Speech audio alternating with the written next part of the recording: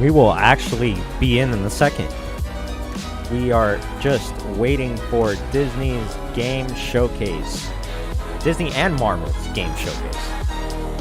So just be patient. I'll be here. I'm Johnny.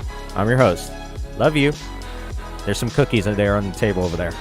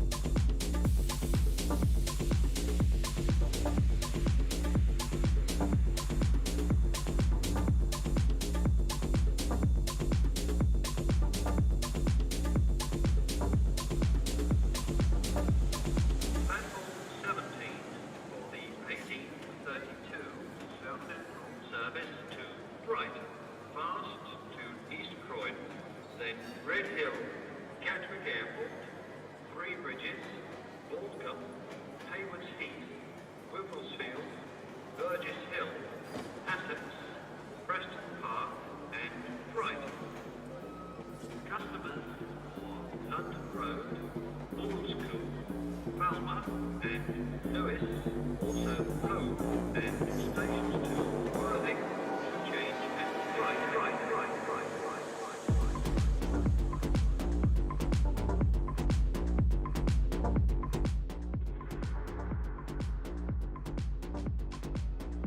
are you guys excited for? I want to see some Spider-Man footage. Leave it in the comments down below.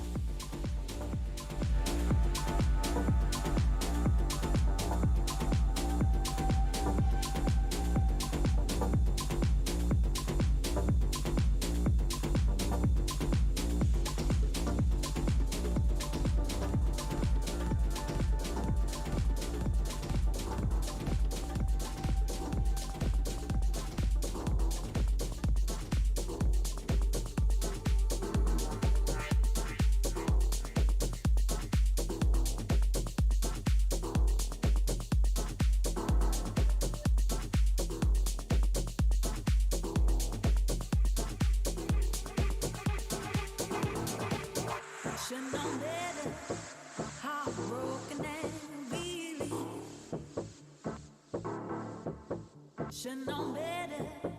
They did this, believe, but I don't dare. But oh, here I stand, 'cause you always do this to me. Should know better. Heartbroken and weary.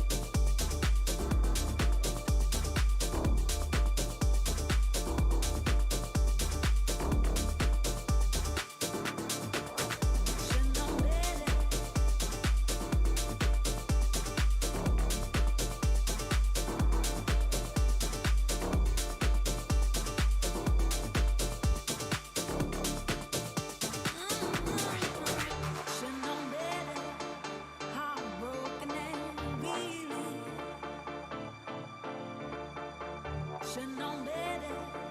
They did this, believe, but I don't dare.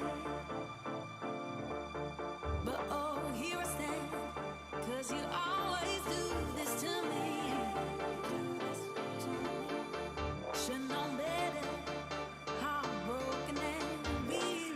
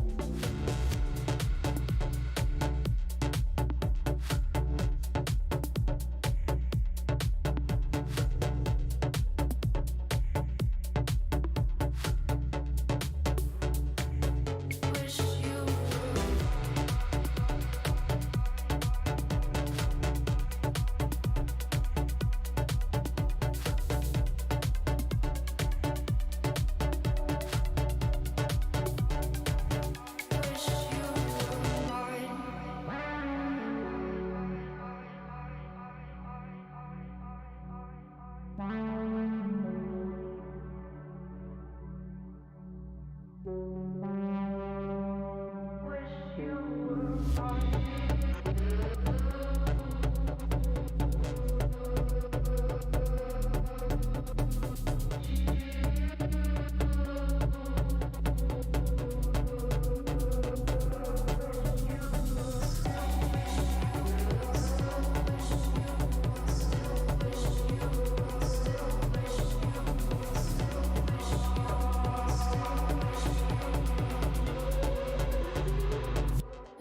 you were mine.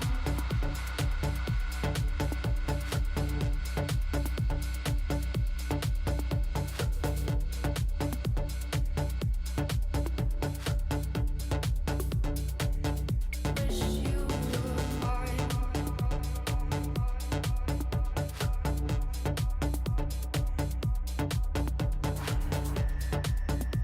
'Cause yeah, wish you were mine.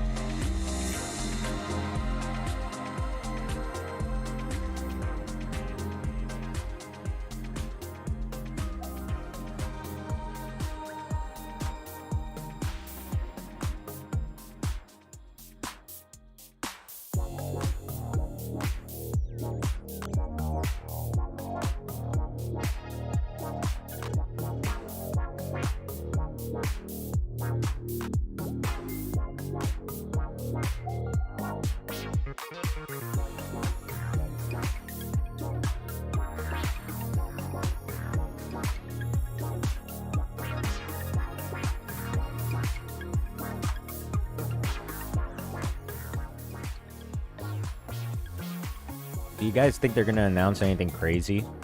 Like some like wild video game that we weren't expecting?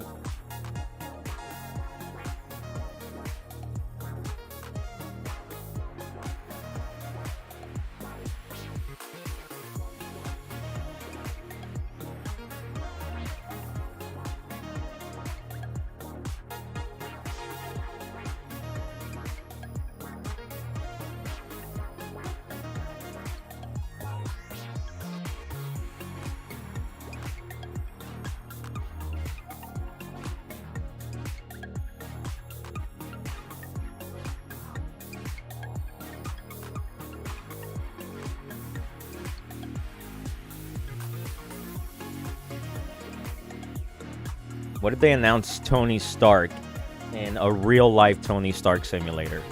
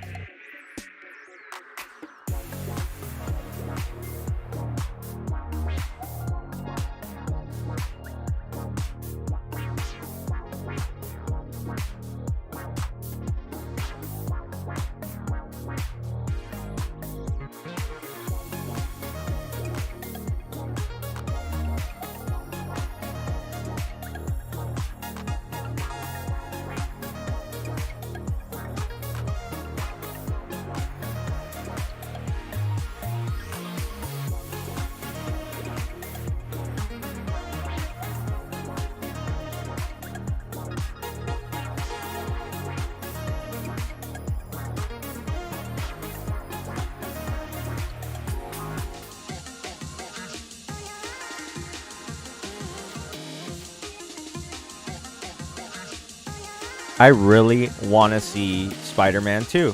I don't think I can stress that enough. And I'm also very curious about that Wolverine game.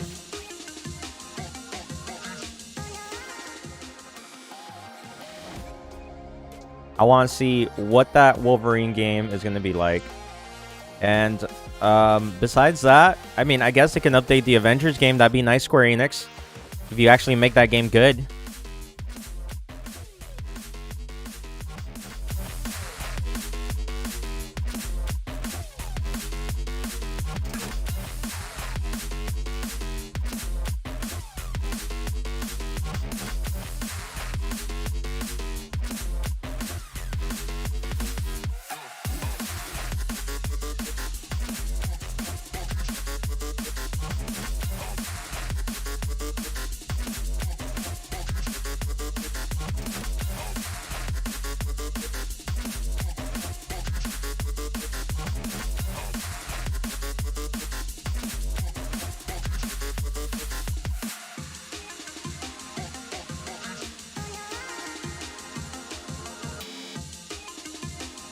I wonder if Disney has anything worthwhile, because it's all baby shit.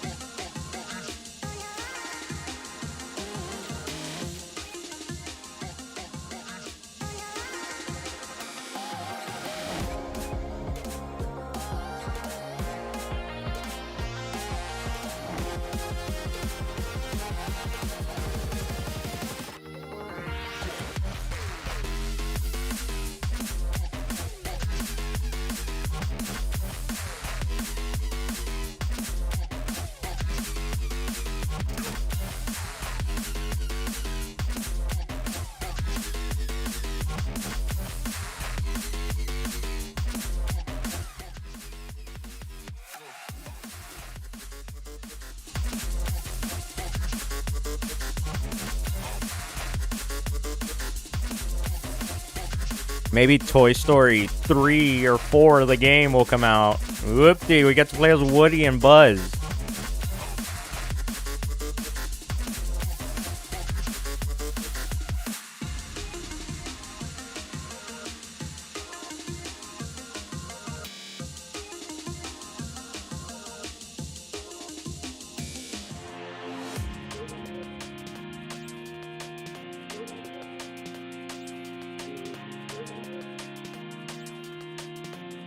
Why does this lady continue to ruin my life?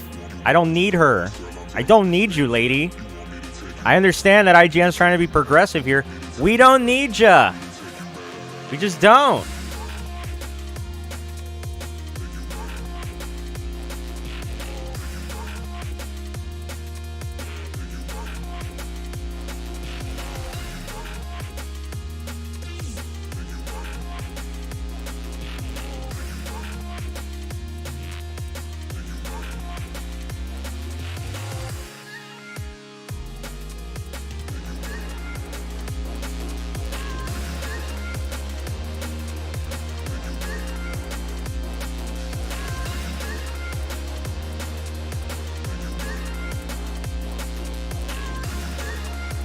All right, we got 5 minutes. 5 minutes, folks.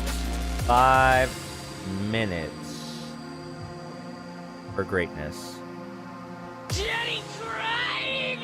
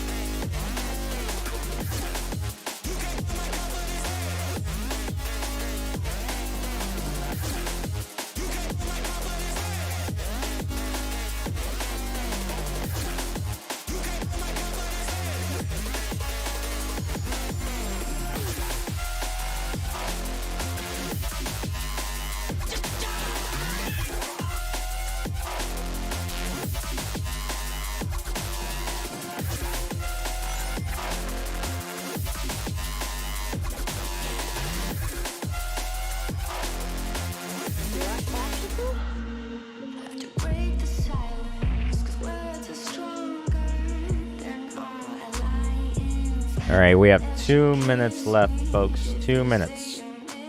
Wanted to really just start the stream here.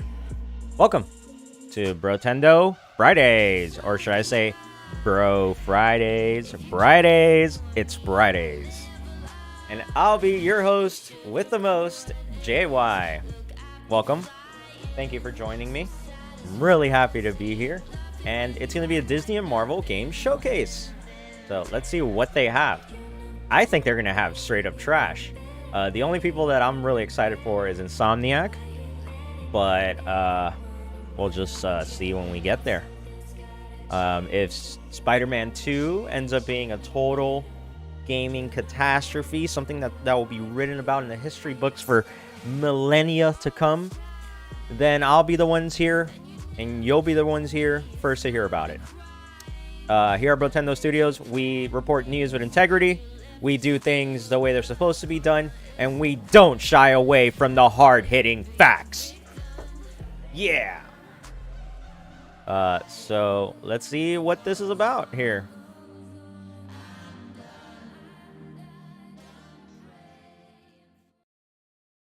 Interviews about upcoming Marvel and Disney. All right, are you done with the? Be sure to stick around Are you because done with the fun this? starts in this many minutes. It's not minutes, it's seconds. Lady, it's seconds. We're starting this in seconds from now. Oh no, we're gonna get copyrighted with this music. Hang on, let me just turn this down if they're not gonna start the stream yet. Jesus. Got a freaking... Oh, here we go, here we go. Here we go. Here we go. Alright, let's watch this. Woo! Trailers.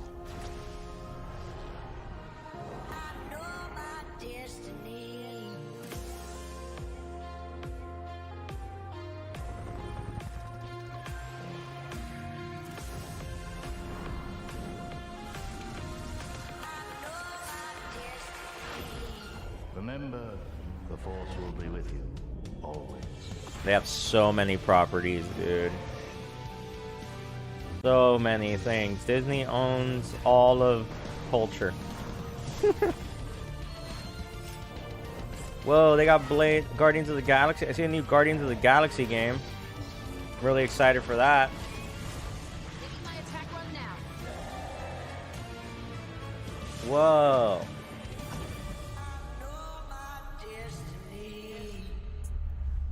Actually, put this over here so it's better. I'm gonna put that over there. Righty.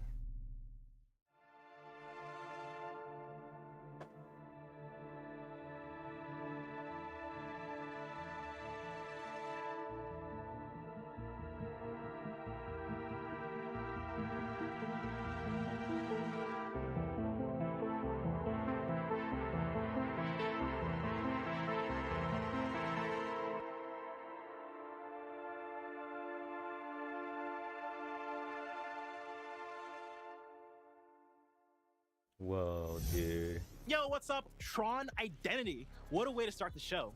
Welcome to the first Oh ever my Disney god, and who Marvel is themed this showcase. multi-culty I'm your person? host, Blessing Adeoye Jr. and today What I'll is be your this? NPC guide Adeoye? as we quest through game announcements from Disney, Pixar, Marvel, Lucasfilm, and 20th Century.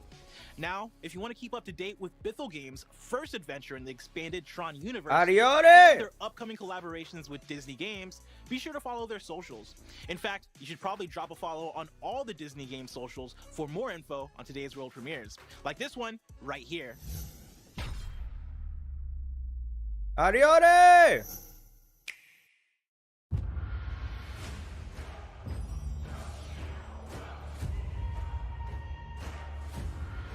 The chat here is going a little crazy. Mickey, Minnie, Oh shit. Donald, Hang on. Goofy, we bid you welcome to the world of Monoth. Tell us what you need, Toku. Our entire Hang on. world is in danger. You must travel to the 3 biomes of Monoth and retrieve the Hooves of Knowledge.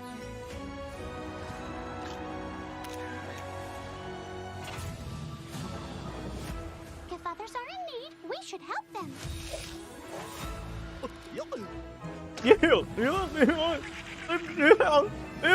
Hey, I'm Goofy. Do it. The books are gone! The books are gone. It's okay. We'll explain. TBD! TBD! TBD! Wait, are those placeholder words or the actual words? Yes. The answer is yes. That was awesome. I got dibs No, on it Goofy, wasn't. y'all. It wasn't Disney awesome. Illusion Island debuts Shut up. exclusively on the Nintendo Switch system, and whether you're looking to run solo or couch co-op with up to 3 friends as the Fab Four, you can put it on your wish list. I don't want to be today. anyone's Fab Now, Four. I if don't you've want to be been a part of wishing any for more Fab info on Four. No, Marvel thank you. Midnight Suns, I hate I've got people. you. In this RPG from the tactical geniuses at Firaxis Games, you play as the Hunter, the first customizable original hero in a Marvel game. Lead Blade, Magic, Ghost Rider, Nico Minoru, and more in a fight against Lilith, Mother of Demons, plus the Elder God Cthon. It's the XCOM with revolutionary Marvel arcade characters. tactics featured in this all-new gameplay. XCOM with Marvel characters. Let's be fair.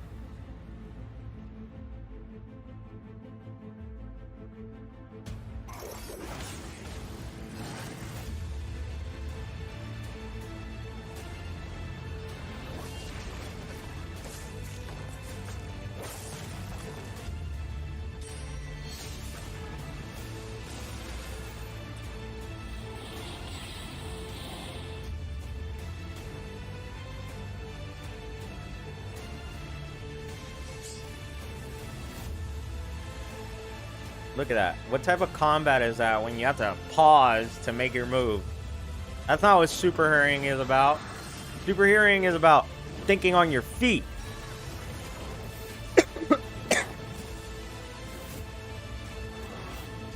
Whoa, was that Captain America? Was that Cap? Is Cap in this game? If Cap is in this game, I might get it. You heard what the trailer said. Marvel's Midnight Suns is coming out this year on December 2nd for Windows PC, PlayStation 5, and Xbox Series X and S. And it's available to pre-order today. But that's not all. Dude, this Right shit's now, on a we have delay. Sneak peek of the intro for the set of new prequel shorts that gives a never-before-seen preview of the heroes that you'll be playing This as. black guy talking he has a delay on him. At least the video game footage doesn't have a delay. Let's see the Midnight Suns, dude. Let's see it. Let's see it. I'm curious. Actually, kind of curious of XCOM. Marvel's XCOM. Blade. Why do they have an anime, dude? Just get into the gameplay. When they do this shit, I'm telling you, the game's gonna suck ass. I don't want to watch an anime. I know what the characters look like. I know what the characters look like. I don't care. I'm gonna see them in the game. Just show me the game. Captain America! Yeah! It's Spooderman! Scarlet Witch. Oh, I'm gonna main Scarlet Witch, dude. I'm gonna main Scarly. Scar. Yeah.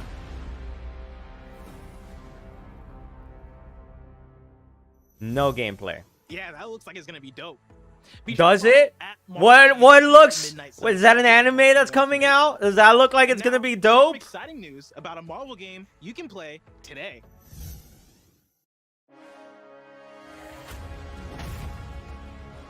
What is this? Strike Force? The mobile game? The mobile game? Yeah, another fucking cutscene because this is a fucking mobile game. Their gameplay sucks. They can't show you the actual gameplay because it sucks. Look, it's a battle of Hulks, dude. Who's that? Is that Darkseid? They bring Darkseid into the Marvel universe? Marvel Strike Force. No, it doesn't look at that. It looks like ass. They don't even show you any gameplay. Trailers and DLC announcements and big reveals, and not me. But I'm cool with that because I want to see what's next too. So let's get to it. No, I want to see what's next too. I really do. And you're lagging. Oh, hi there. You look like someone who's ready to join me on a wild ride through the multiverse. Another cutscene. No, I still haven't seen any gameplay. Welcome to Marvel Snap. You can access it from anywhere. Your house, your workplace, bathroom at your workplace. Let's be honest, most likely the bathroom, am I right? It's clobbering time! And it's as easy to play as solitaire. Actually easier.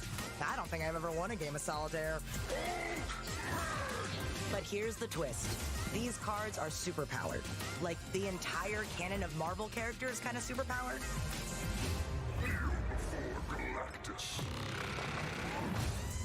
Maybe you, like me, would love to see Shang-Chi kick Thanos' evil purple butt.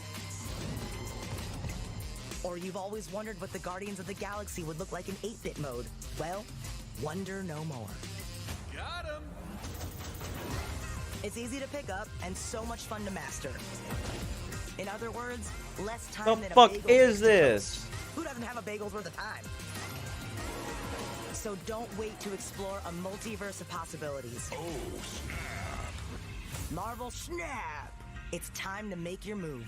The game launches on October 18th. Pre-register now at marvelsnap.com.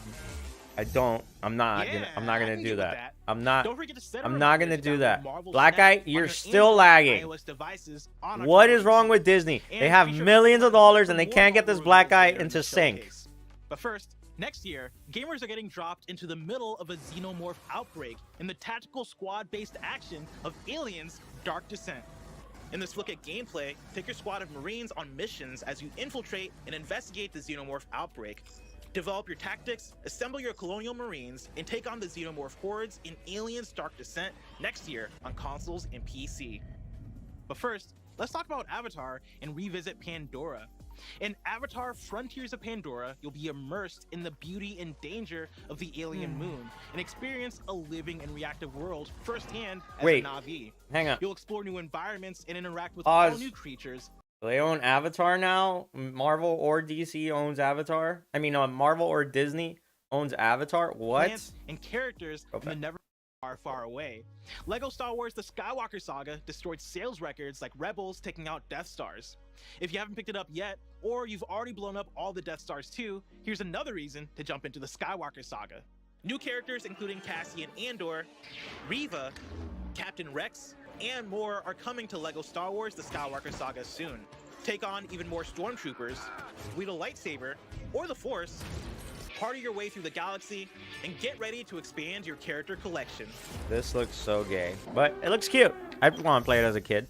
The Galactic I wouldn't Edition mind. comes out this holiday season with 13 character packs, including 6 all-new ones, adding some of your favorite You're characters. still lagging, sir. Now, for those who don't know, Lucasfilm Games is known for more than just Star Wars titles.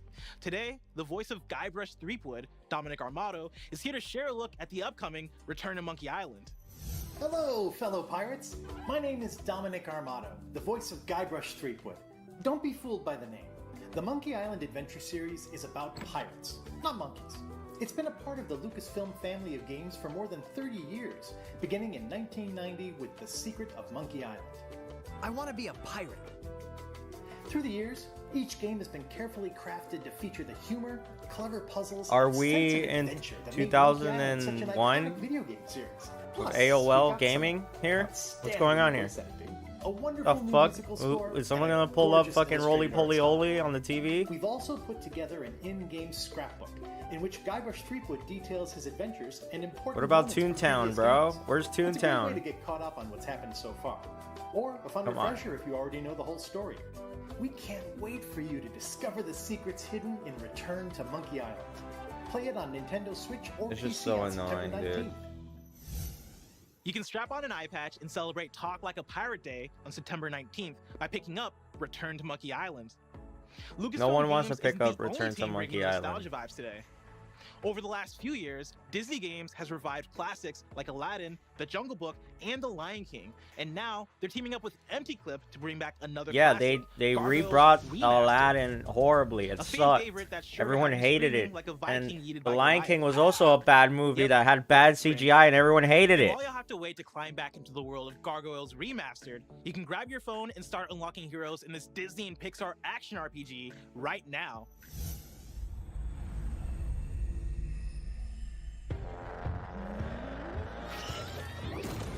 When the call goes out for heroes, you never know who will answer.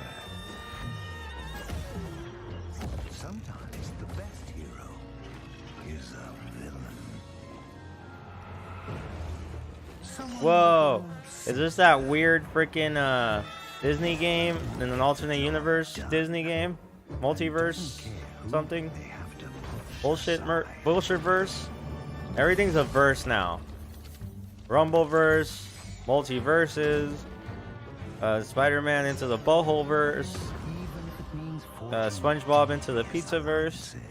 to fulfill their schemes. There's another universe game After all, with the Disney characters. I might just play this one. This one actually looks dope. when that number is number one.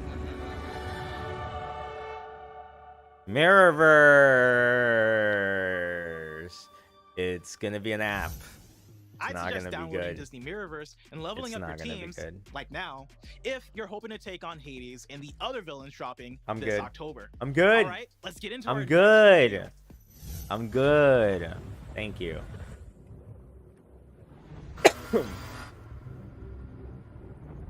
Is this Wally? Is this where people in Wally sit? Mulan. Mulan.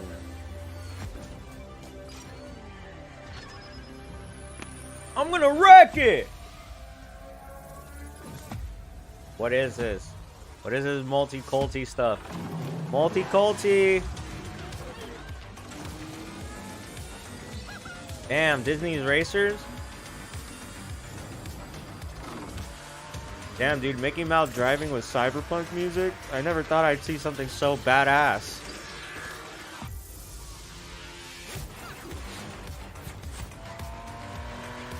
Fuck.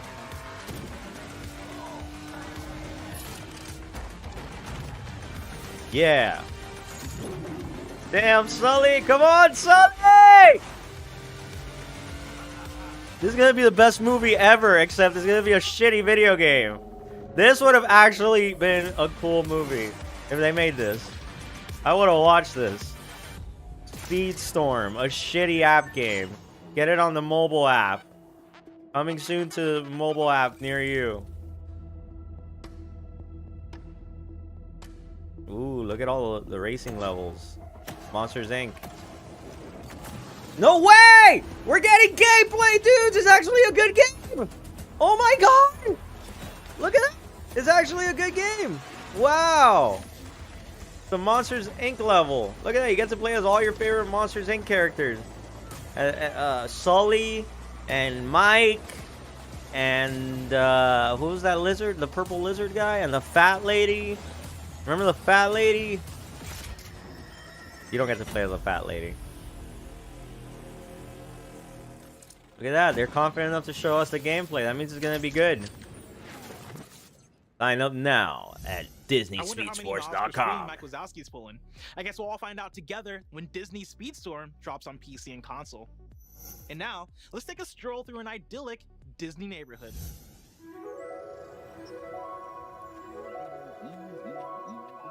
Oh, hi, Mickey! I can't do Goofy. I suck at Goofy. I've always sucked at Goofy. I could do I could do Donald Duck, that's for sure.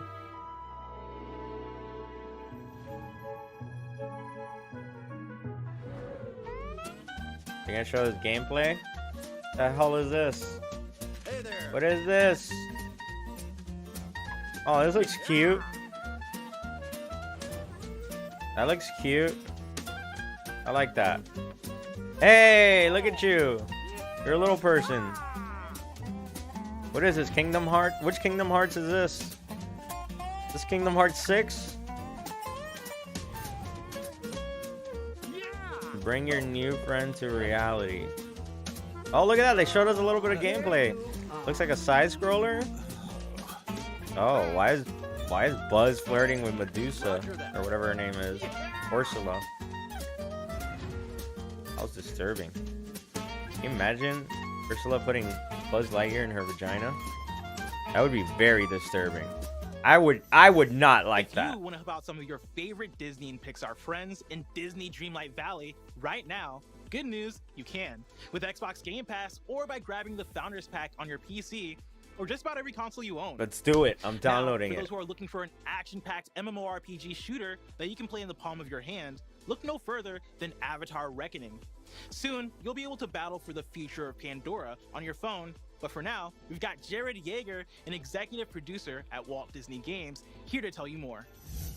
Hey everyone, I'm excited to give you a sneak peek at the upcoming Avatar Reckoning. In this MMORPG shooter, you'll return to the moon. There it is, Disney Dreamlight Valley. Let's go. The Battle of the Hallelujah Mountains. As you begin your adventure, you'll customize your own Avatar warrior. 7 You'll gigs. also be able to collect and customize a range of weapons to prepare you for your journey. As you set out across single-player missions, you'll discover new regions as you unravel a mysterious story, encountering new clans and defending yourself from the perils of Pandora, from creatures to the RDA forces. You'll also be able to play both with and against others in online multiplayer.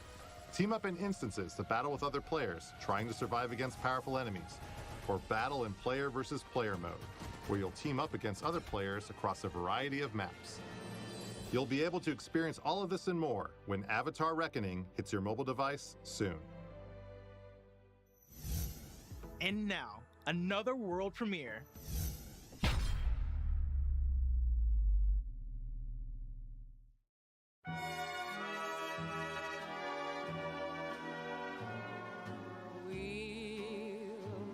Again.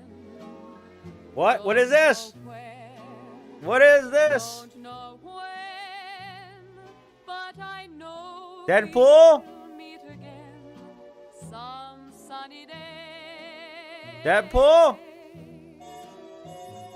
Wolverine? What is this? Like you always do, till the blue skies drive the dark clouds far away. Ooh, Hydra. Oh, Cap. This is a Captain America game?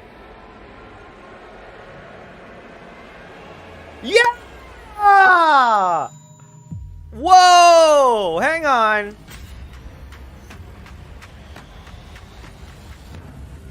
Huh?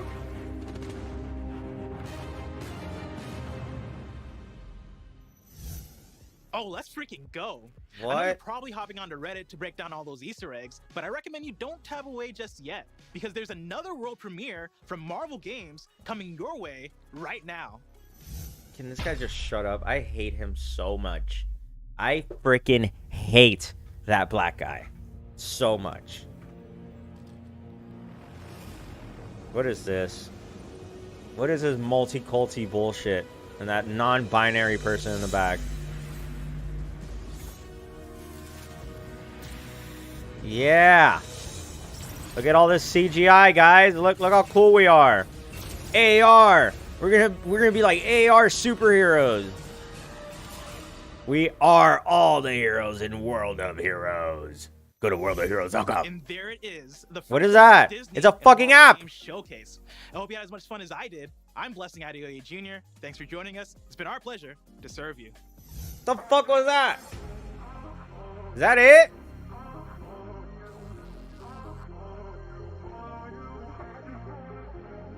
That was lame. The chat saying that it was lame, dude.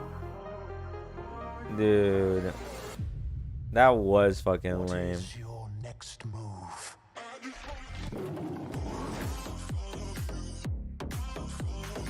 I'm gonna put the chat here. You guys can see it.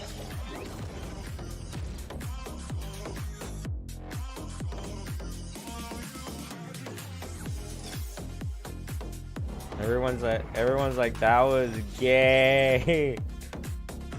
No, wrong.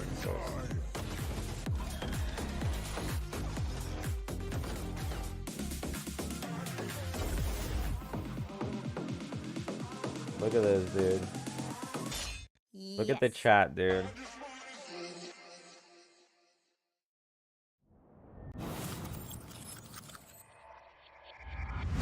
Look at the freaking chat. And welcome to IGN's coverage of the 2022 Disney and Marvel games. That's it? Coming up, we'll have the devs from some of the games you just saw. Tron, Disney Dreamlight Valley, and we have a first look at That's literally it. Disney Illusion Island. Now let's take another look at the trailer. Look at the chat. What was that? What the fuck just happened, guys? 0 out of 10. Boo. Mickey, Minnie, Donald, Goofy, we bid you welcome to the world of So gay. Disney is so gay. Our entire world is in danger. You must travel to the 3 biomes of Monarch and retrieve the Gloves of Knowledge.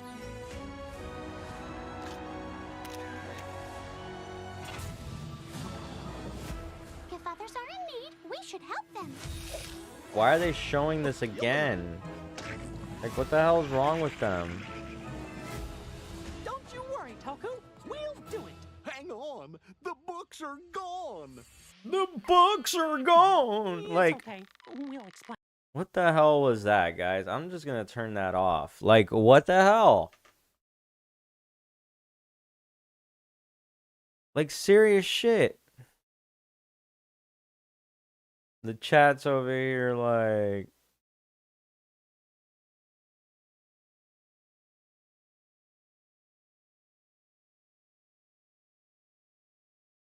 What the fuck? 0 out of 10, 0 out of 10. Literally no point. Very bad. Like, what is this? It's very exciting for us. So the Disney Illusion Island is a 1 to 4 player. I'm sorry, dude. I'm a white guy speaking. Where Mickey and friends are on a... Get him out of here! Before, Get him out of here! Embrace with the characters, unlock new abilities to explore new areas of the island, and it's really just that Asian lady's like 1 second away from just decking that fucking white guy. Kelsey, can you talk to us about how this came about and why this particular option? So I think we've really been Because, you know, if we learned anything in the last month at Marvel is that it's okay for chunky Asian bitches to bully white men. So, yeah, it was just a spicy take there. the sort of spirit of... Look, thumbs down, sleeping, 0 out of 10, 0 out of 10. Nothing, like...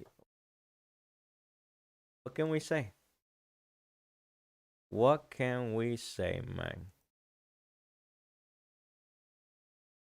Literally, what can you say? Wow, what a shitty event.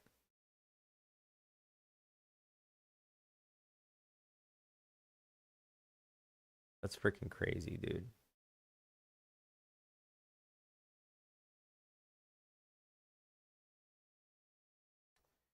I'm really sorry about that. Like, that was anticlimactic. I thought we were really gonna see some shit. I got excited about a Captain America shield and the Marvel video games logo next to it.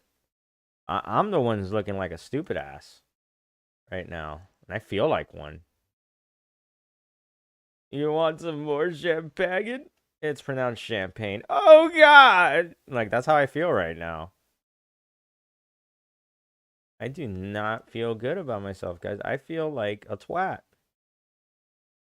I literally feel like a twat.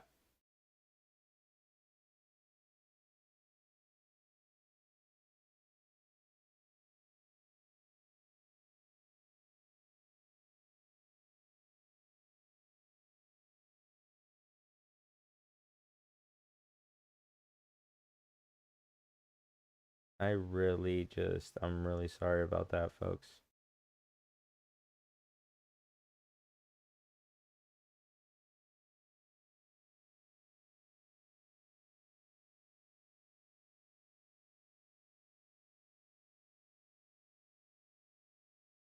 I'm just gonna cut to this for now.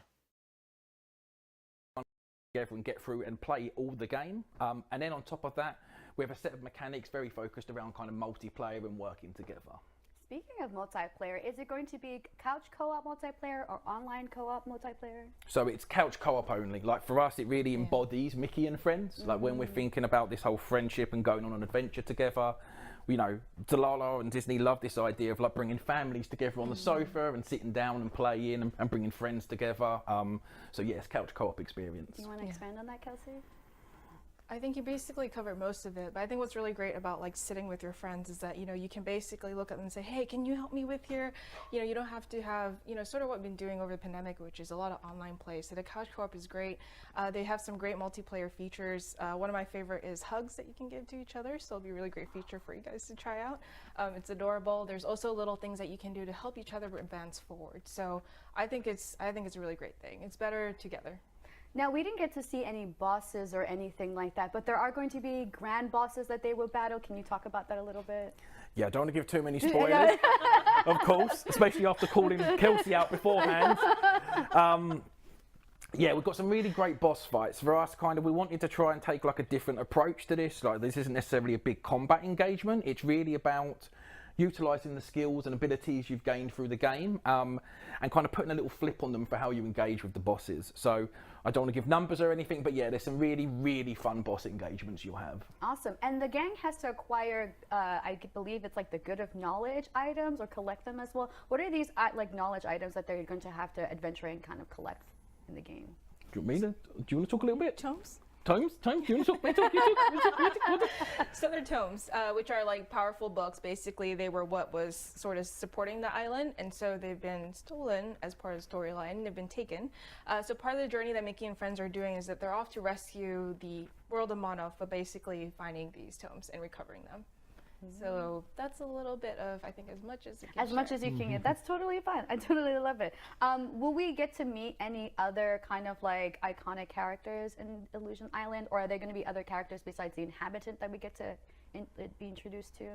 It's really about kind of the Fab Four are kind of the iconic Mickey and Friends characters that you'll see in Disney characters, but I really feel like we've created this brand new cast of characters that people grow to love.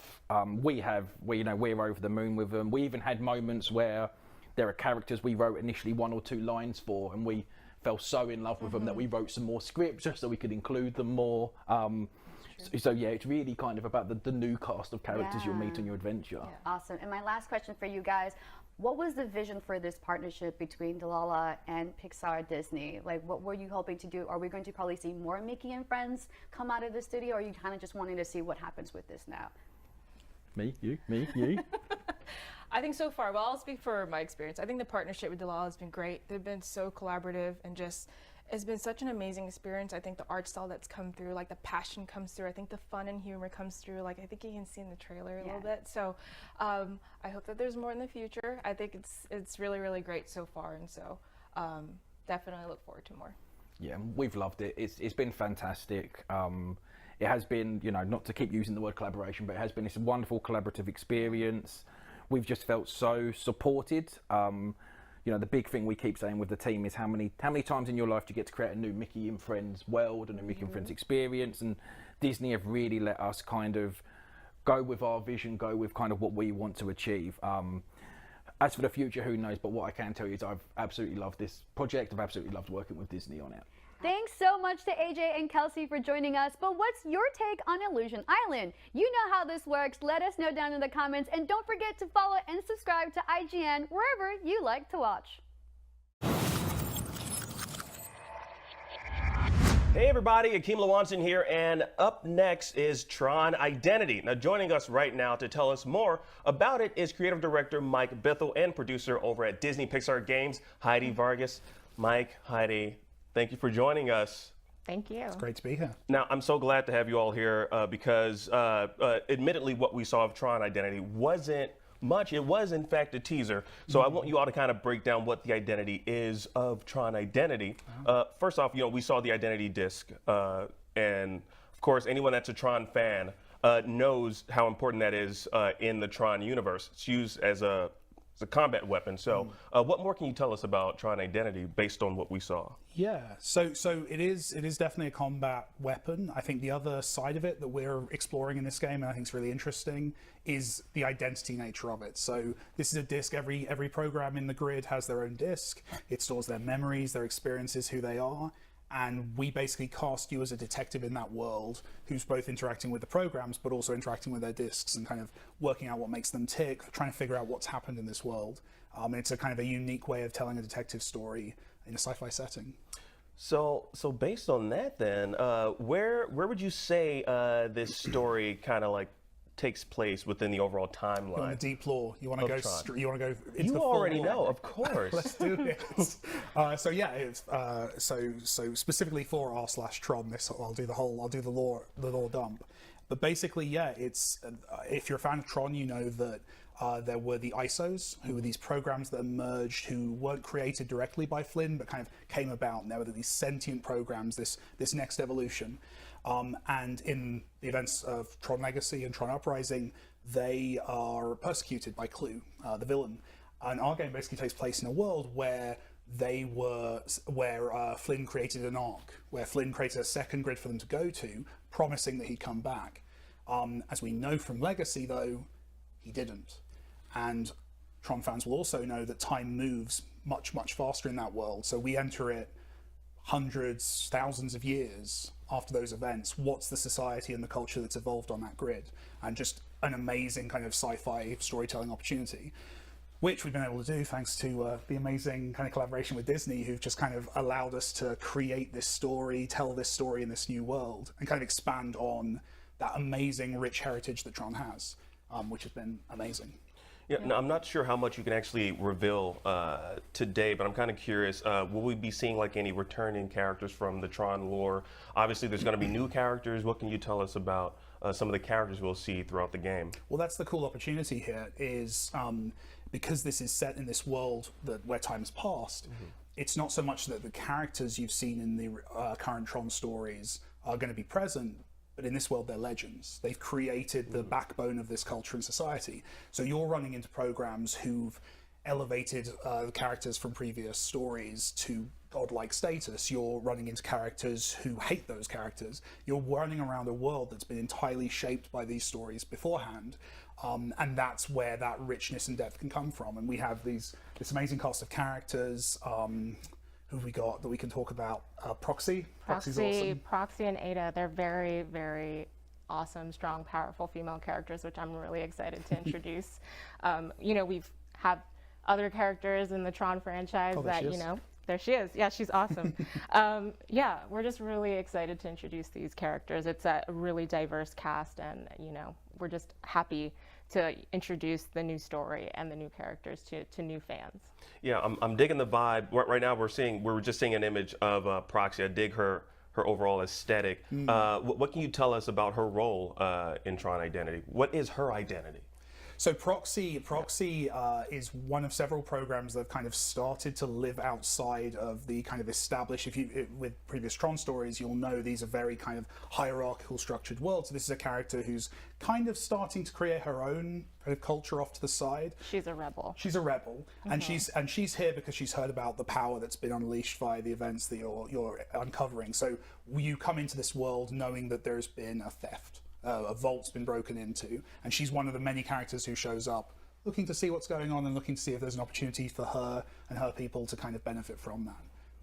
Now, I'm taking a look at some of the screenshots here. I'm kind of curious about the overall gameplay mechanics. Like, is this going to play out more along the lines as like a actually, I'll let you tell me based on this, because I don't want to. Again, we didn't see much, so I want you to tell me, like, how will the overall story play out? Like, what's the gameplay like, or what are we gonna have, like action platform elements, or what type of elements will we see? So it's kind of hybrid.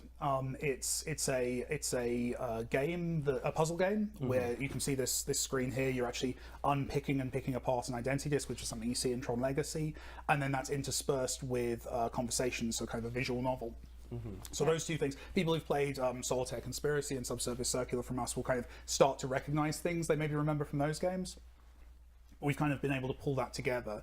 We kind of came to Disney talking about a puzzle game, and I think what was great about you and your team was you went to the story immediately and said you wanted to tell a great story. Yeah, at Disney we consider ourselves storytellers, and we always want to work with the best teams, and Mike and his team have really created such a strong and powerful story that is really going to drive Tron Identity.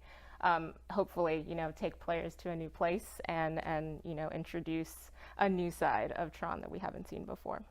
Now, speaking of the player, what role will we take on? Like, are we taking on an established character, maybe a character that we create, or what type of character are we taking on? You'll be playing as Query, and he is hired to investigate the mysteries, right, that have occurred in this setting, the repository. So. He's a detective, but it's actually a really good example of the way that this kind of links to the story you've seen before. Is he's called a DOT, which is a disciple of Tron. So he's a detective who has come up in this history of the Tron character that people know and love, and how that's influenced this world, and how he reacts to that role, and whether that role makes sense for him in this world. So there's a lot of kind of space for us to play with those legacy characters and kind of do our own thing with them as well. Yeah. Yeah. Now, there's also been, like, you both know this, I'm sure. There's been quite a few Tron video games in the past. I'm kind of curious what sets this one apart from what we've seen in other Tron video games. I think it's been a lot because I think there is just an amazing opportunity with video games. Like, obviously, this is a world we talk a lot on the team that this is a world created literally by a game designer, and that just kind of frees you up to do a lot of really interesting stuff and to kind of have a lot of cool mechanical quirks to it. So I think it definitely lends itself to games. In terms of what's different, I think here, obviously, the focus on story, the focus on character, and the focus on that investigative aspect, I think kind of sets it aside. It's maybe not the game people immediately expect from a Tron game, because we are kind of playing with those things. But I think it's hopefully a really cool introduction to this world, and a really cool way of kind of stepping into that space. Yeah, we're really focused on sort of building this world and making sure that, you know, players are introduced to these new characters, and they're really, I think they're really going to love it. So, yeah. when can we expect to see more from Tron Identity? I mean, like, just talking to you two, I think it's like I'm excited for it from some of the elements that you all spoke to, and of course seeing more of these original characters that you all created specifically for this universe. So I want to know, when can we see more? Very soon. Very soon? Very Okay. You'll notice I looked immediately. Right. My producer says very soon, so that's why it's going to come. Look, I totally get it. I wasn't expecting you to give us that exclusive, but I was, I gotta push for it every now and then. I respect it. I respect it. Now, are there like similarities between Tron Identity and other Bithell games, such as Thomas Was Alone or John Wick Hex?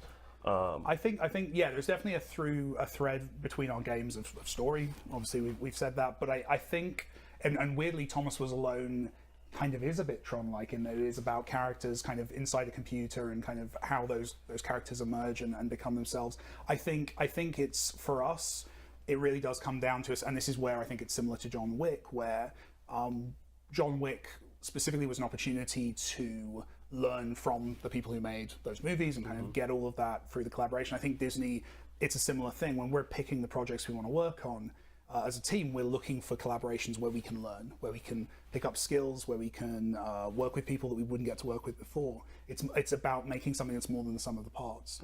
We have done kind of sci-fi stories, we've even done detective stories before, but I think what this offers as an opportunity is to bring in all of this amazing story that's in the franchise, but also the expertise of Heidi and her team.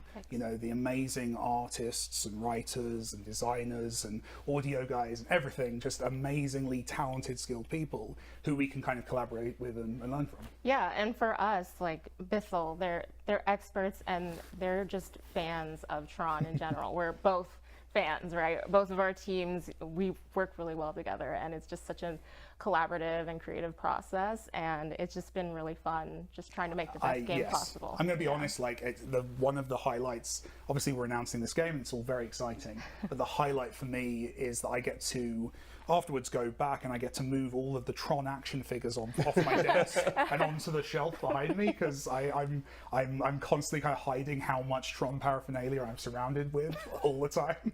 So I'm looking forward to kind of retheming my office to kind of show off all my vintage Tron toys that I've got. But yeah, it's amazing for us. There are a lot of people on the team who've been fans of Tron since they were kids, myself included. I'm a massive Disney fan in general.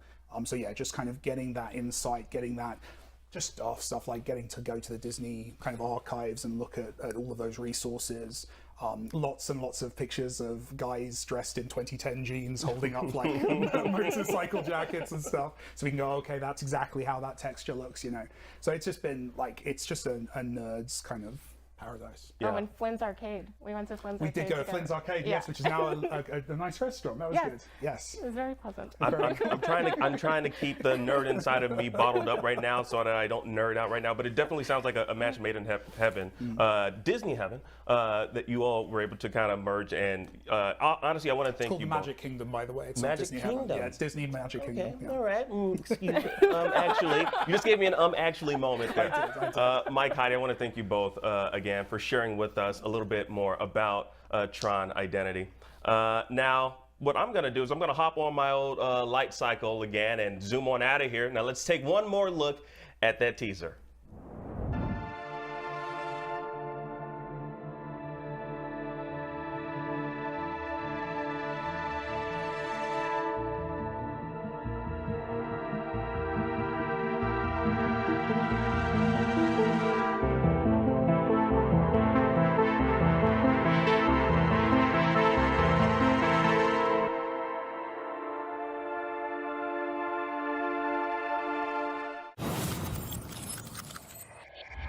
The only thing better than listening to IGN podcasts is watching them. Luckily, all your favorite weekly shows are here on IGN One.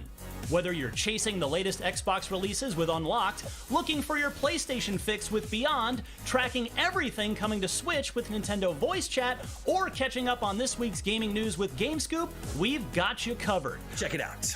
Tune in every weekday at 5 p.m. for the best gaming coverage right here on IGN One. IGN State of Streaming is back. Sounds like the solar opposites are going to be having some fun this year. On Monday, September 19th, we're kicking off a full week of coverage, live and in studio with special guests like Justin Roiland. Hey, what's up? We're here at State of Streaming. Exclusive new looks at shows and insights from the creatives behind them. It's everything you need to know about streaming. It's IGN's State of Streaming.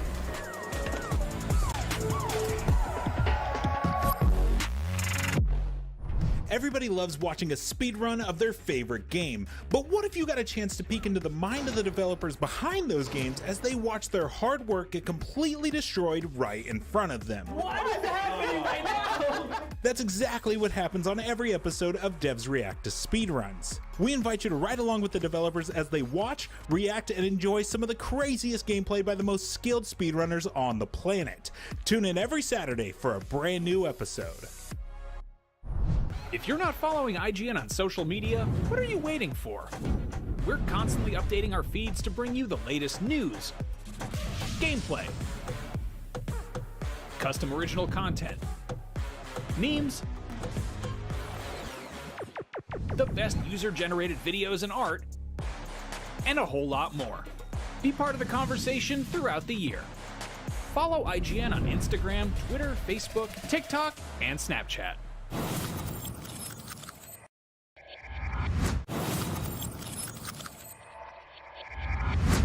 I really hope you all have a screen protector and a phone case at the ready, because Marvel World of Heroes is about to send you out into the world with your smartphone for an all-new AR game unlike anything you've seen in the Marvel Universe. And here to talk to me about it is none other than Niantic's very own executive producer, Phil Hong. How are you, Phil? Yeah, I'm great, thank you. Yeah, I'm super excited for this. So, you all are no strangers to AR games with the ongoing success of Pokemon Go. So I'm kind of curious, how would you describe World of Heroes and this particular premise? Well, so for Marvel World of Heroes, I think what players can expect is the best of what we've done on Pokemon Go. What we do at Niantic is we converge the digital world with the physical world to deliver like awesome location-based experiences through augmented reality and whatnot. But here's the awesome kicker. We're going to give you the opportunity to play as you. So in Marvel World of Heroes, you are the superhero. And so that means, you create your own avatar and you create your own identity, you have your own origin story and all that. And, and we're going to combine that together and send you out in the world to go explore your neighborhood, go on patrols, and team up with Marvel characters that are out there waiting for you to go on epic quests and battles and whatnot. And so it's really, Marvel World of Heroes, if I could sum it up, is just like that marriage between all the characters and stories we love of Marvel, with the awesome outdoor social experiences that Niantic delivers, that we pride ourselves in delivering. So yeah, let's dive a little bit deeper into that. With us being able to create our own characters, will there be like classifications? Like, can I say like, Akeem is a mutant from the sewers? I don't know where mutants are from, but like how does a classification work? As far as that is concerned? Sure. So it starts with avatar creation, right? So the game is going to start there where and I'm really proud of our avatar creator. It allows for a broad diversity of skin tones, body shapes, sizes, and outfits and stuff, right? I can't say that we capture everything under the sun, but we do a really good job. And our aspiration is certainly to make sure that everyone feels represented in this game. Because if you're going to make a game where you play as you, we got to make sure that we can, actually have you, have the tools where you can, represent yourself in this game. So that's one. But then, as you progress through the game, as you take, unlock more quests and gear, you get more powerful, and then through those choices and through those kind of accomplishments, you get to start to custom tailor your hero into even something greater and badder and awesome that you can imagine. So now let's talk a little bit about the combat system. So I create this character, this avatar that looks just like me.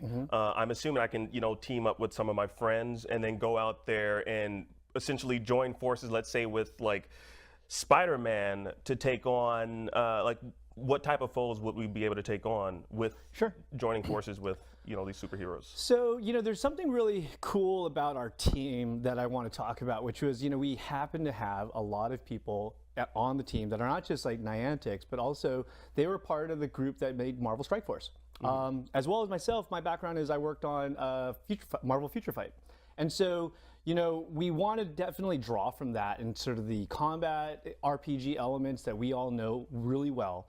But it's not just about that. Like what we also know from the Niantic side of this, it's all about what does that real world have to offer?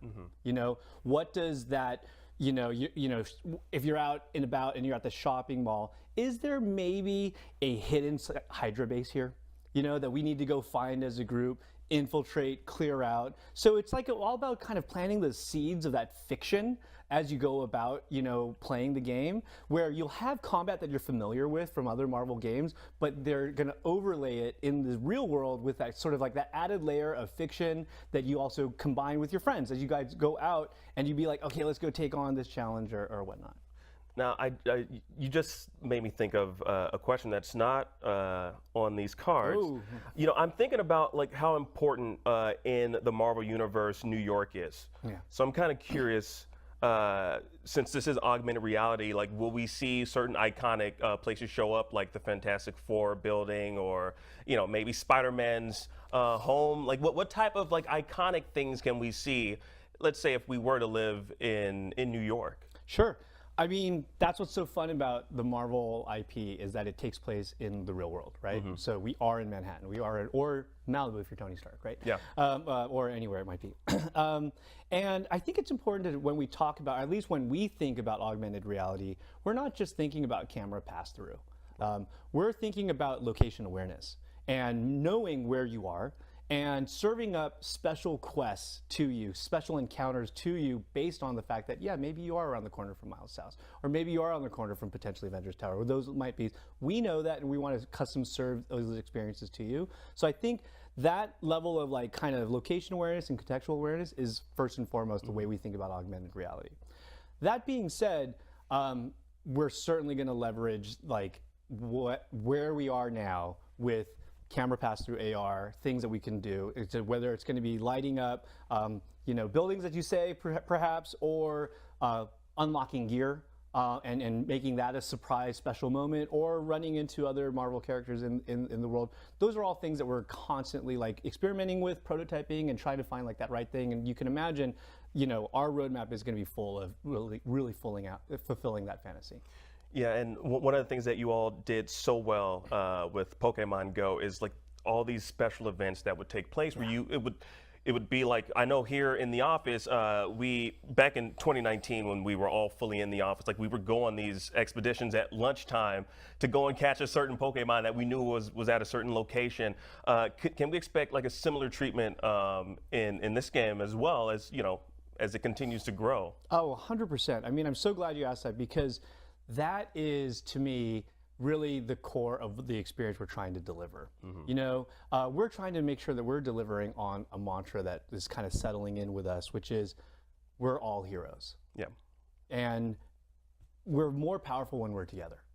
And those social experiences and those outdoor experiences are so powerful, and it's, I think, kind of exactly what we all need.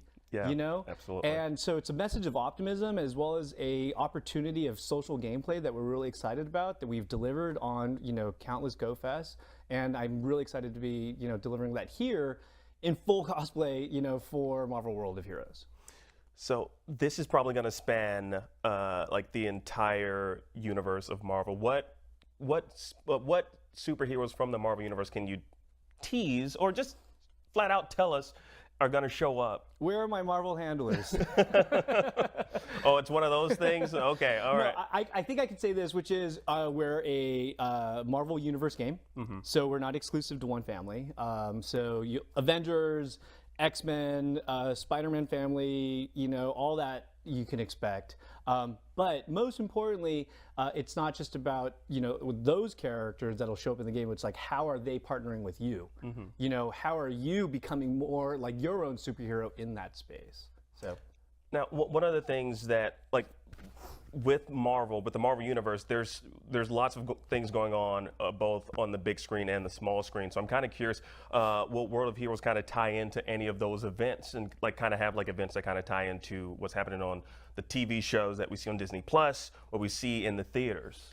Well, I think the way, all the Marvel games kind of roll is they all exist within their own space, in their own little multiverse, so to speak. And that's kind of where Marvel World of Heroes sits. But we also have this interesting twist to it, too, which is we are going to be leaning into the multiverse. And we are going to be leveraging the fact that, you can play and unlock other worlds as part of the kind of, I'll just say, as part of the threat that we are experiencing in World of Heroes that we all have to kind of collectively battle back. Thank you so much, Phil and Niantic Games, and you guys at home. Now, I want y'all to let us know what you think of World of Heroes down in the comments section, and don't forget to follow and subscribe to IGN wherever you like to watch. I'm Ryan McCaffrey here, joined by Amy Henning along with Mark. They're from the Skydance team working on a still unnamed, as of this moment, recording this, and as of the trailer you've all just seen, Marvel game project. Amy, Mark, welcome. Mark already practicing his we'll tell you when we tell you, right? It's how much dirt can I fit in this box? Yeah, Let's see. It's fine. We're gonna have to be patient on some things. Yeah, the name will come when the name is ready to go. But the trailer certainly gives us some interesting things to think about with regard to this project. We are seemingly splitting time between World War II-ish Paris and Wakanda. We have the Black Panther. We have Captain America. We have battling the forces of Hydra here. So it already feels like it's a very outside of the box compared to the typical generic superhero game, and I mean that in a very, very good way. So that'd be a good title. Yeah, outside the box. We can fit that. Yeah. Where did the idea here come from? I know you're not going to get into too many details as to what exactly the game is, but this concept, where did it come from? Yeah, well, I'll jump in and then Mark can chime in too. When we talked to Marvel initially, we wanted to come up with something original, tell an original story, and not feel like we were cribbing from something that already existed, although taking inspiration from all kinds of sources, right? And we loved the idea of doing kind of a team up, in kind of the classic Marvel sense, where you take characters who haven't necessarily been in a story together, and then also to set it in a time that would be unexpected, get out of sort of the contemporary time period. And so using that as our sort of problem space, we talked about like what characters would be cool, to what sort of mashup would be the most surprising and yield the most fun. And this is kind of where we landed. Yeah, there's something so wonderfully fertile about this particular point in time in both Steve Rogers' life and in the sort of ongoing continuity of Wakanda. Because Wakanda, loves being, as we've seen in lots of iterations, the sort of cloistered nation state that doesn't interact with the rest of the world. But we're dealing with World War II, which is a war that kind of touched everywhere. And so what would the response be in a place like Wakanda to Hydra and Germany and Nazis and giant global conflict? That seemed like a really, really interesting place to be. And, Steve Rogers in his time in World War II, it's been very sort of needle dropper within, both the MCU, definitely less so in the comic books, but it was just a really rich place to play in the, who is this kid at this point? He's probably still just 19 years old, before he goes into his deep freeze. So who is he and what is he about? And what does he have left to learn over the course of his time? Mm-hmm. And how do these two characters who are strangers to each other yet have so much in common as being both sort of symbols and protectors of their countries? How do they collide? And how does that relationship begin and how does it form? Has been a lot of the basis of our story discussions. I mean, I can't help but wonder if maybe the two of you have been watching some What If? I don't know. I definitely thought about What If when I saw this trailer. Am I on the right track at all? Well, I mean, there's an aspect of that. I think that, Marvel would probably, qualify that by saying, what if is a little bit more of mixing up the elements even more than we're doing. It's, I would call it a little bit more of a team up, and even then, I don't know whether that phrase would be blessed by Marvel, but this idea of taking characters that we're familiar with, and obviously with Azuri being T'Challa's grandfather, less so. He hasn't really been touched on much, but we're familiar with Black Panther, and then and like I said, kind of like colliding and combining them in ways that yield fresh new stuff. But look, yeah, there's a what if quality to the thing, right? Like, which is like, what if we're in World War II and these characters, ran into each other, in the midst of this worldwide conflict, and what would happen? Yeah, it's like the what if question is actually, what if T'Challa was not the first Black Panther that Steve Rogers met? And then how does that add context to, even though, the what happens in the MCU, what happens in the game, all of that stuff is just mushy and gooey and a little bit amorphous, but there is the feeling of, all right, now, if this came before that, how does that impact and affect our, as an audience, as a player, view of that particular moment? Well, I know we don't know, again, too much about the game yet, but I have to wonder, just from your sort of hero shot there at the end of the trailer, cooperative play going to factor into this video game? Narratively, yes. Gameplay mechanics wise, no. That's not the intent. But look, I mean, we experienced something partly intentionally and partly by a happy accident with Uncharted, where we found out that, for people playing our game, it was really a shared living room experience. And it was because that they were invested in the story and the characters, and they felt collaboratively engaged with what was going on, even if their hand wasn't on the controller.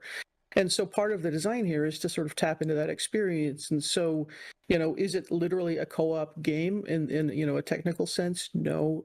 But is it a sort of a shared experience and even sort of a collaborative experience? And, part of what we're doing is encouraging people who don't consider themselves, traditional gamers, feel just as invited and welcomed into the experience, even in a hands-on way, than the gamers in the household. And so that's always been part of the goal. But yeah, I mean, look, I could see looking at the key art and going, this must be a co-op game, but it really is about this ensemble. You've got, two supers and two people who are not superheroes, coming from these two different worlds, each with different kind of viewpoints and facets on this experience. And so it's not even just about Cap and Panther. It's about Nanali, who's from Wakanda as well, and it's about Gabriel Jones and his experience as, the only black soldier in the Howling Commandos in World War II. And so, it's a really interesting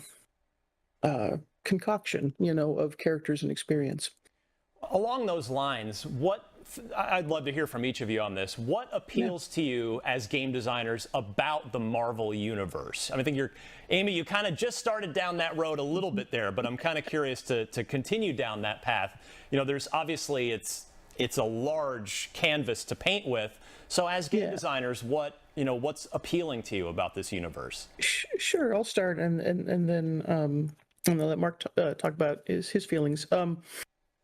Well, for me, I mean, I feel like I kind of have a wheelhouse, both in terms of the media that I enjoy and then what I've created, which is a little bit in this sort of pulpy, two-fisted kind of romantic adventure.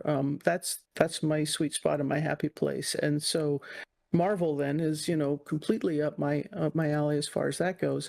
The fact that there's so much heart and humor, and that fundamentally, these stories are not about power fantasies. They're about characters, struggling with, power and responsibility and their personal problems. And that's a great tapestry for telling a story. And it's also an interesting tapestry for coming up with game mechanics that feel like, again, our goal is to let players inhabit these characters, both in terms of the sort of vicarious, fun and of choreographing their mechanics, but also, who they are as people. And so doing it as an interactive experience, it's very, very fun. I mean, I think people feel very, personally engaged versus sort of passively engaged that way. Yeah, Mark? Yeah, I mean, I think Amy hit it right on the head with the word vicarious. Like I have been reading comic books for as long as I've been reading.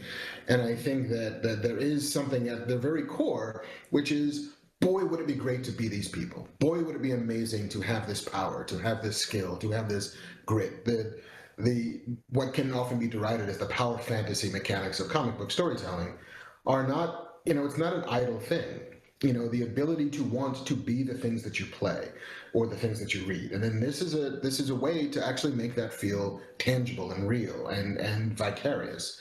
And I come to it purely from a story perspective. I can speak to game mechanics only as much as I've played a bunch of games. But for me, it was trying to figure out a way to tell the best version of a story featuring these characters that surprised you, that thrilled you, that enchanted you, that frightened you, but also that gave you that feeling of what it might be like to be Black Panther, what it might be like to be Steve Rogers. And that's a really powerful, it's a powerful drug to step into those shoes or those capes and get to do that stuff. Yeah. Well, Mark, I'll stick with you for this one. Are there, and yes, I am doing my little journalistic attempt to try and get a little something out of you guys about this game. Are there genres that, we've seen, there are a number of Marvel games out there, particularly more in recent years. There's some really good ones. There's some ones that maybe we wished were a little better. But are there genres that should be done in the Marvel universe, game genres, that haven't been done yet, that you guys would like to see happen? Give me a great side scroller. Give me Prince of Persia in the game space. I play that. I think that I know, right? Like, I think that Marvel as an umbrella, the thing about the MCU that makes it work is not that any one particular movie is good or bad or indifferent, but it's this overall sense of possibility that the entire MCU has, where you can contain movies that are heist movies and war movies and spy movies and political thriller movies and dumb movies with dance-offs at the end, and all of that stuff can be somehow tethered together. And I don't see any reason why the Marvel Universe and games couldn't also contain that level of fun. Like, there should be a Ratchet and Clank in the Marvel game space, because there's no reason why you couldn't have that. There's no reason you couldn't have, Groot's Adventures that feels like a Mario game. I will happily take that money if you'd like to offer me that money. But I think that's the elasticity of the brand and how the player and the audience, what they expect from it, is so rich and so wide that I don't think there's anything you could do within it that would somehow feel alien to it. Mm-hmm. Well, Amy, I'll finish with you here. What at the end of the day, again, we know so little about the game so far, we're at the beginning of the journey with it, but when this thing finally comes out, what do you hope that players take away from it? Well, I hope that we stick the landing on what it is that we're trying to do. And that is, we talk about our pillars, in terms of developing the game. And some of those you could probably guess at is that, it wants to be, focused on story and a character-driven story. It wants to be cinematic in its presentation and come as close to feeling like you're in this immersive, cinematic experience. It wants to have like best-in-class visual fidelity. But the thing that I feel like, even as a gamer and a long-time gamer, I feel like I've been missing is some of the inviting qualities that games have moved away from. It's become kind of an exclusive hobby where, if you're not an experienced gamer who can kind of hang with all the difficulty and complexity, then you're kind of like walled off from the experience, which is really a shame, because here we are with a franchise, and an IP partner where, it's one of the most demographically widest appealing characters and stories, and we want to invite everybody in. We want everybody who loves the comics and the movies and the TV shows to like engage with this game. And so one of the main things that we're doing to kind of answer both your previous question and this one is like, rethinking some of the dogma around game design about difficulty and mastery and competition and stress that comes with a lot of these games, and getting back to a place where the game sort of meets you where you are, and it's intuitive and responsive, and some of that vicariousness that we were talking about comes out of the fact that the things that you're doing with the controllers feels like the things that the characters are doing, that anybody can pick it up and play it because it's actually really like common sense and intuitive. But it's also super deep for longtime gamers like ourselves who can look under the hood and figure out, how to deepen their own experience and be rewarded for sort of skillful execution of the mechanics. But ultimately, we want to replicate that like exhilarating feeling of the comics and films and the TV shows, but with your hands on the controller and feeling like you're the one choreographing the action and all the things you intend, the game like delivers in spades, as opposed to feeling like you're kind of having to get good and crawl through a whole bunch of complexity to get there. All of that stuff can separate you from the flow state of the experience. So interesting, a lot of our inspirations have come from unexpected sources like rhythm games and VR experiences and even mobile games where there's less of a divide between what you're doing and sort of the tactile experience of what you're doing and on the controls of what you're doing in the game, and that can get you into this really immersive flow state where you're kind of like, now you're having this, this Panther simulator, this Cap simulator, where it's like you really can immerse yourself in the character. That's our goal, to make it like thrilling and vicarious and invite everybody into that experience. Amy, it is so good to have you back in the director's chair for a big AAA project. Amy, Mark, thank you so much. We will look forward to learning so much more about this still untitled Marvel project. Thank you so much, Ryan. Thanks.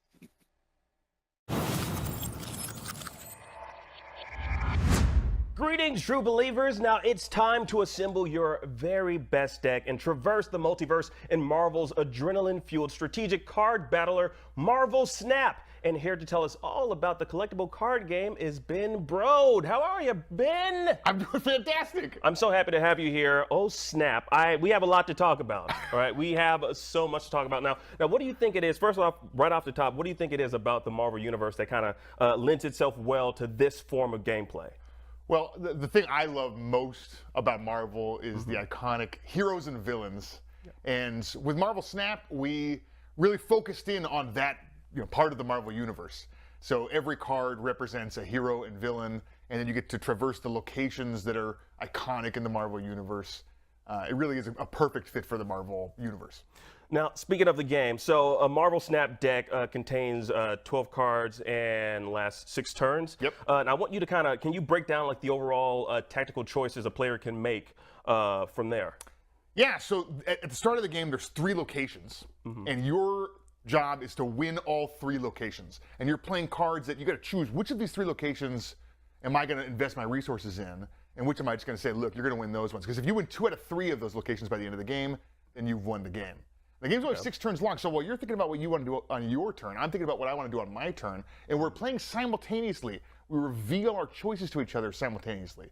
So the game's super fast. 6 turns is not that long. The game's over in like 3 to 5 minutes. Whoa, that's nuts. So what's like the overall goal a player has, like when they are on the battlefield? Is it to win those 2 games? And yeah, so each location does something different. Each of them has like a unique effect, and every game, the locations you see are totally new and different. And so, even if you're used to playing the game a bunch, every time you play, you're faced with new strategic challenges to try and figure out, okay, how am I going to win the game at the Baxter building in Nova Roma and Xandar? That's a totally unique set of locations. How am I going to use my cards to defeat my opponent's deck in this new way?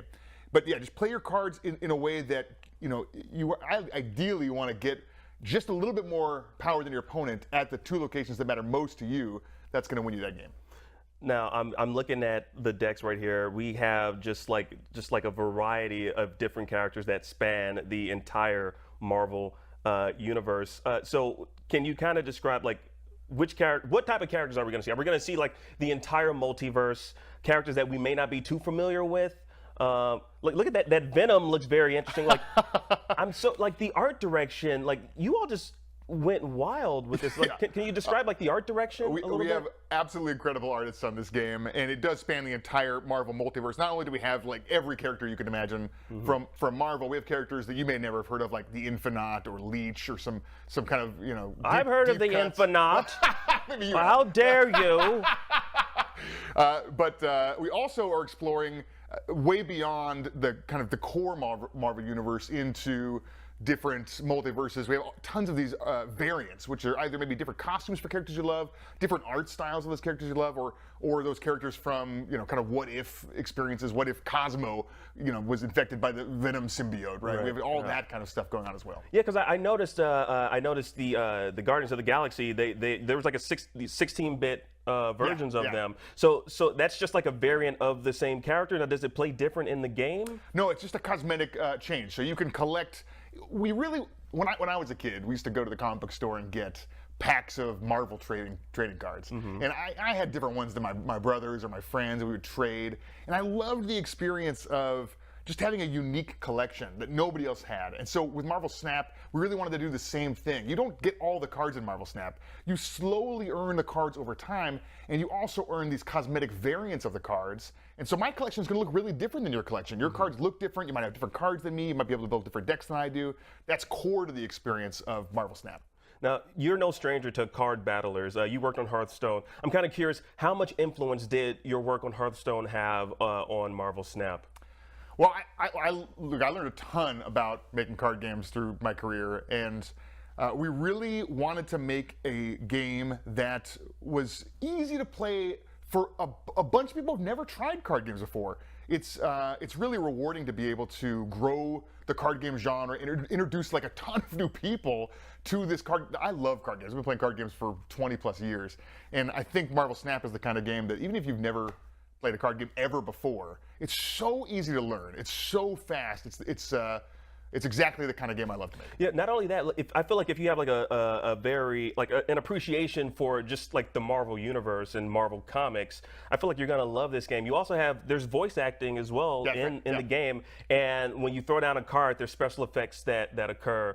That honestly, when I first saw it, I'm gonna be very honest with you, Ben. I was like, okay, I'm not super enthusiastic about card games. When I saw Marvel Snap, I was like, I'm in. I am in. Like there's no way you're taking me out of this. I'm throwing down a couple of cards because I really want to participate in this. And I feel like this is definitely going to be like, this might be some people's like first foray into this genre of gaming. And I'm super excited because it's attached to an IP that's been a part of my life for so many years. Yeah, it is so much fun to work on a Marvel game. It's, Describe that. How, because when marrying these two things, like your love of card games and your love of Marvel, like what's that experience been like for you? It's been incredible. So when we first set out on this journey, we're a new company. This is our first game, and we were just so fortunate that Marvel took a chance on us and really believed in us and gave us this opportunity to work play in the Marvel playground. And there's something really fun about taking a Marvel character who you just know from your childhood and trying to come up with a card design that really captures the essence of that character. So when we were designing Nightcrawler, you could play to one location, but then you could bamf him over to a different location later in the game. You can teleport somewhere else. It really feels like Nightcrawler, and it's a ton of strategic depth to try and figure out, fake out your opponent and pretend you're going to go somewhere and then go to a different location later on in the game. And it's Rogue, could steal the power from another card. Gambit throws a card from your hand and destroys an enemy card on the other side. And it's so much fun because everyone knows these characters. Everyone knows what they do. And then seeing them in card form is just a treat.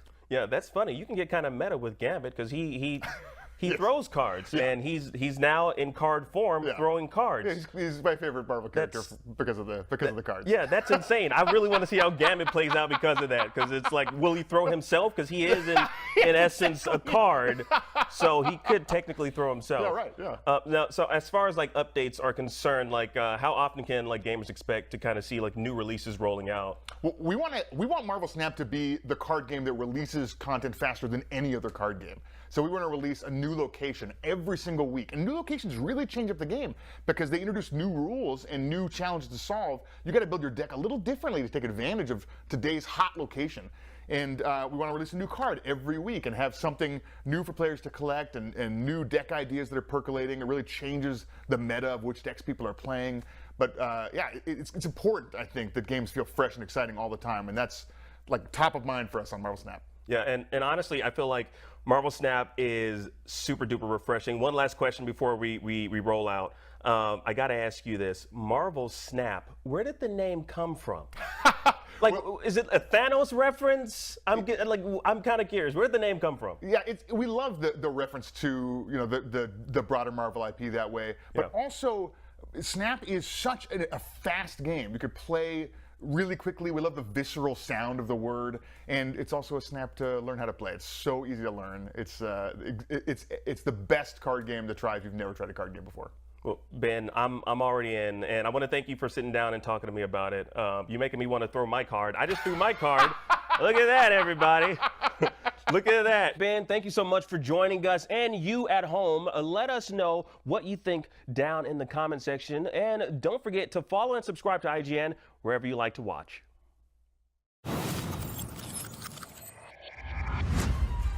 Tune into IGN1 on your smart TVs for the latest news on your favorite releases, gameplay exclusives, and all the entertainment you can handle. Cinefix on IGN1, your friendly Friday night home for film fanaticism. You're watching The Weekly Fix, ready to fill you in on anything you may have missed in the world of gaming and entertainment. Welcome to Should I Play This? This is what to watch here on IGN1. Find it all in one place for free on IGN1. They turned into a network. Who knew? IGN State of Streaming is back. Sounds like the Solar Opposites are going to be having some fun this year. On Monday, September 19th, we're kicking off a full week of coverage, live and in studio with special guests like Justin Roiland. Hey, what's up? We're here at State of Streaming. Exclusive new looks at shows and insights from the creatives behind them. It's everything you need to know about streaming. It's IGN State of Streaming.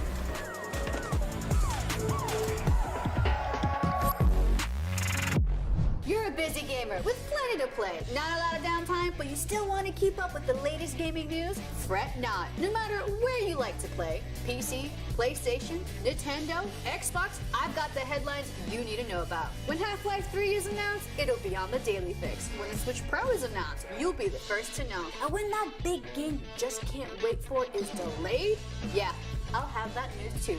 The Daily Fix, with me, Nars, weekdays only on IGN. If you're not following IGN on social media, what are you waiting for? We're constantly updating our feeds to bring you the latest news, gameplay, custom original content, memes, the best user-generated videos and art, and a whole lot more. Be part of the conversation throughout the year. Follow IGN on Instagram, Twitter, Facebook, TikTok, and Snapchat.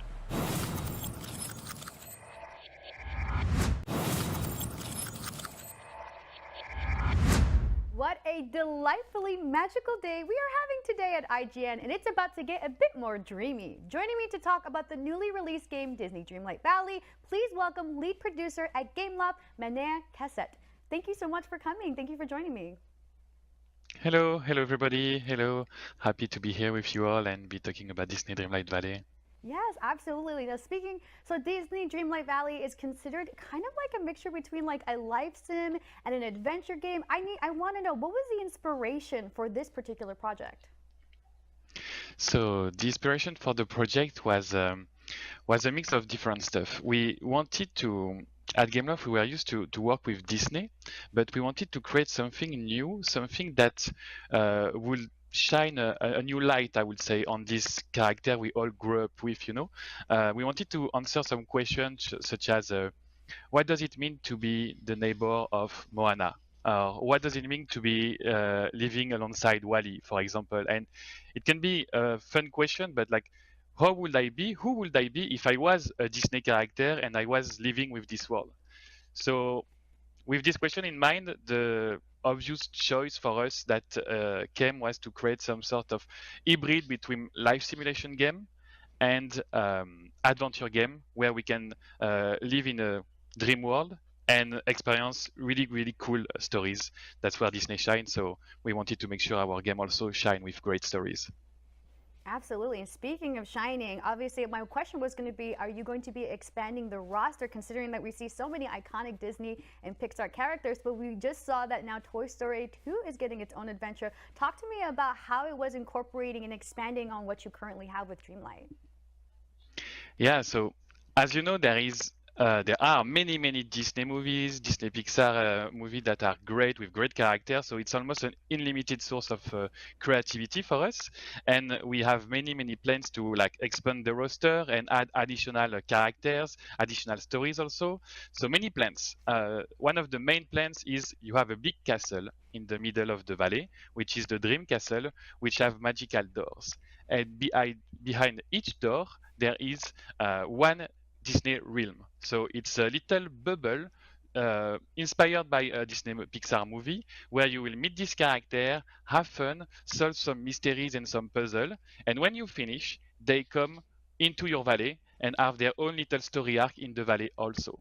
So we have an unlimited amount of potential with Disney and Pixar movie, and we have an unlimited amount of doors in the Disney Dreamlight Castle. Oh my gosh. And it's so, when you say unlimited, I'm just thinking about all the crafting, all the customization layouts for the neighborhood in Dreamlight Valley. Talk to me about, obviously you can make thousands of items and you can decorate your home however you like, but tell me a little bit about the touch of magic tool and what can fans expect in the game? Sure, of course. So at day one of early access, we have around 1,000 of furniture and decoration items for your house or your valley outside. We have around 1,000 items of clothing item or like accessories you can put on your avatar. But if that is not enough, you can create your own using the Touch of Magic tool. So it's an incredible tool where you can basically put motifs on your dress, on your suit, on your backpack, and make it really unique. Change the color, put several motifs that you unlock by playing the game, etc., to really create your own accessories, clothing item, and other stuff like that. Really cool. Oh my gosh, I was able to play this game and I was having so much fun with it. I think probably my favorite feature is the in-game camera by far. And I think it's so cool that you can be able, my first picture was actually me and Mickey chilling on my new freshly bought couch in my house. But talk to us a little bit about how did you decide to develop this feature, and what are some cherishable moments we can expect in the game with some of these characters? So the camera tool actually is really useful because it is one of the best way to seize and remember the life moments in Disney Dreamlight Valley, because it's a live sim, so a live sim adventure. So you have all these characters that are experiencing some stories, but they also have their own little behavior, their own little agenda, and they have their own little life, which result in some really unique moments. You know, like you can just be walking around and seeing Wally sitting around on a bench and just sit next to him and take a selfie together, or just having Moana dancing on the beach, which is super poetic also, or you can just see Goofy fishing, and all that can be taken in picture and shared. And if you liked the camera tool at day one of early access, you will love it also in the next update, where we will make it even better with additional feature to make it even more cool in terms of picture, filters, and stuff like that. That is so cool. Okay, now I'm really excited. Now I'm even more excited. And you were talking a little bit about how each character has like their own schedules. While playing the game is actually tied to your current time zone. So it becomes morning when it's morning and night when it's night. Obviously, talk to me a little bit about how was the development in like each character's having their own schedule, and should we be mindful to go after certain characters for like opportunities to happen in the day or just at night? Yeah, so we have what we call a schedule for each character that reflect their personality. So it is unique for each one, and it is based on what they will do if they were in this kind of dream world. So we, for sure, like they go to sleep, they wake up, etc. But they also have unique things. For example, Goofy loves fishing, and he will be one of the characters that will fish the most, I would say, in the game. You have other characters that have their own little, we call that way of life attitude, where they walk around the valley and they just have fun. So Donald, for example, is super fun because he can just like fall down on the ground and just being super angry and just continue his journey. But like it's really fun. It all depends of like the time of day, their behavior, their motivation. It's really depending of many factors. Even the customization of your valley will impact that. So for example, you put a nice decoration in your garden. Some characters will decide to go and see this decoration or sit on a bench that you placed, etc. So you can actually affect their behavior also. Oh, wow. That's awesome. I love that dynamic. Now, Scrooge McDuck obviously has a store full of items. Will players be able to see limited or seasonal items to pick up on the store? Is that something that we're going to look forward to? Yeah, so the Scrooge store is changing every day. So every day you can go back and see new stuff. So it's really cool. It's a good way for you to just change the things you have and dress differently or customize your house. You can customize everything in the game, and on top of that, we also have like what we call the Star Path, which is a progression system that where you can do some mission to unlock new cosmetic item like decoration or clothing item, and that also is seasonal. There will be one every couple of months with exclusive item each time. Yeah. Now, Dreamlight has many different realms. We have the Lion King, we have Moana, but are we going to be seeing any more unannounced Disney characters showing up beyond Toy Story 2, and how often would we be able to see them? So, big moment. Today, I can confirm that we will see really soon, and even before the Toy Story realm, a well-known lion, Scar from the Lion King, coming to the valley really soon, and not alone. He will play a key role in the main story of the game. So with this update will come Scar and the continuation of the main story with a big plot twist that I cannot talk about, but this is super cool, and it's not only just new story mission, Scar, but also a deeper sandbox with like a new way to experience the gardening actually, which will make it even more interesting to play. So that's really soon, even before Toy Story. Thank you so much, Mania. Thank you so much for joining me. I'm super excited to see more of Dreamlight. Thank you for dropping by. Thank you. Thank you for having me. And that is a wrap on our D23 gaming stream coverage. Thanks for watching. Which of these games are you most hyped for? Let us know in the comments below. And hey, keep it right here on IGN. Next week, we're kicking off the State of Streaming 2022, a week-long event with special guests, reviews, and deep dives into all things streaming. So make sure to follow and subscribe to IGN wherever you like to watch. I'm your host, Nars, and remember to always stay fabulous.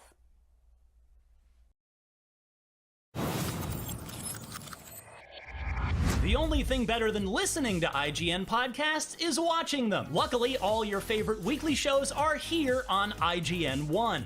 Whether you're chasing the latest Xbox releases with Unlocked, looking for your PlayStation fix with Beyond, tracking everything coming to Switch with Nintendo Voice Chat, or catching up on this week's gaming news with GameScoop, we've got you covered. Check it out. Tune in every weekday at 5 p.m. for the best gaming coverage right here on IGN 1. IGN State of Streaming is back. Sounds like the Solar Opposites are going to be having some fun this year.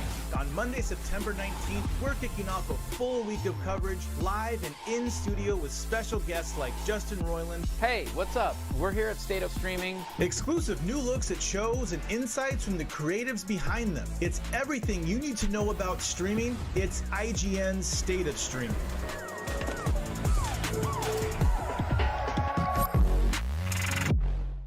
Everybody loves watching a speedrun of their favorite game, but what if you got a chance to peek into the mind of the developers behind those games as they watch their hard work get completely destroyed right in front of them? What is happening right now? That's exactly what happens on every episode of Devs React to Speedruns. We invite you to ride along with the developers as they watch, react, and enjoy some of the craziest gameplay by the most skilled speedrunners on the planet. Tune in every Saturday for a brand new episode. If you're not following IGN on social media, what are you waiting for? We're constantly updating our feeds to bring you the latest news, gameplay, custom original content, memes, the best user-generated videos and art, and a whole lot more. Be part of the conversation throughout the year. Follow IGN on Instagram, Twitter, Facebook, TikTok, and Snapchat.